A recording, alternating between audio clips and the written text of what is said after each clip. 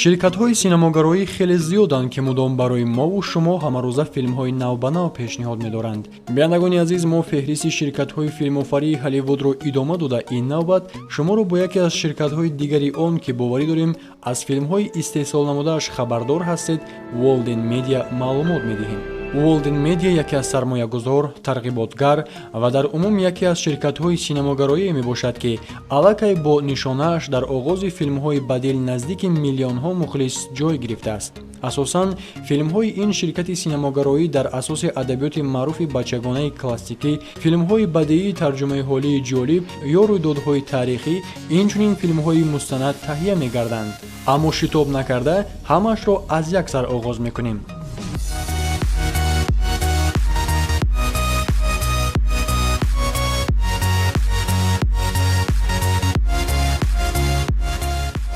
қароргоҳи марказии Walden Media дар шаҳри Лос-Анҷелеси штати Калифорнияи Америка ҷойгир аст.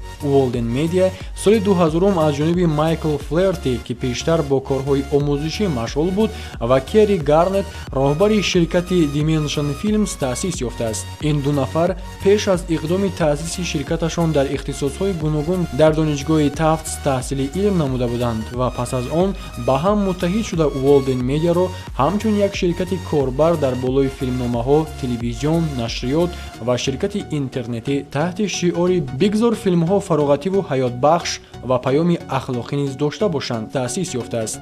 дар ин оғоз ҳамкоронро Филипп Аншулц сармоягузорӣ менамуд. аллакай аз оғози фаъолият ширкати Walden Media тавонист, ки бо истеҳсоли як зумра филмҳои муаллифӣ мақоми хешро дар ҷаҳони филмофарии Ҳолливуд мустаҳкам намояд. 8 августи соли 2006 Walden Media ҳамкории муштаракашро бо 20th Century Fox эълон намуд, ки минбаъд ин шартномаи ҳамкорӣ дар соли 2017 бо сабаби харида шудани 20th Century Fox аз тарафи ширкати Walt Disney Pictures бо Walden Media қатъ гардид. Walden Media дар байни ширкатҳои истеҳсолкунандаи филмҳо беназир аст. махсусан як худ нишонаи ширкат ҳангоми оғози филм аллакай диққати бинандаро ба худ ҷалб менамояд.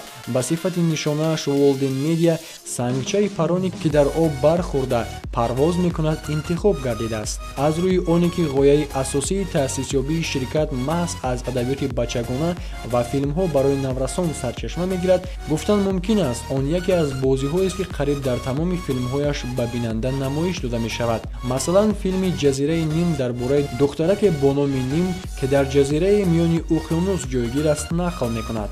дар яке аз саҳнаҳои ин филм Ним бо сангчаҳо чунин бозӣ мекунад. ин гуна саҳнаҳо, ки ба хотири рамзи ширкат будунаш дар филмҳо ноаён намоиш дода мешаванд, хеле зиёданд. дар умум ширкат филмҳоеро чун «Гирди ҷаҳон дар 80 рӯз», «Саргузаштҳои Нарни», «Тори Шарлотта», «Достон дар бораи ҷӯянда», «Макони мӯъҷизаҳо», «Динозаври хонагии ман», «Сайёҳат ба маркази замин», «Фариштаи дандонӣ», «Дар интизори Супермен», «Сайёҳат ба ҷазираи махфӣ», «Эверест», «Бузургҷуссаи хуб», «Навъҳои тарбия» ва ғайра ба навор гирифтааст, ки то ба имрӯз маъруфияти зиёд ва бинандаи худро доранд.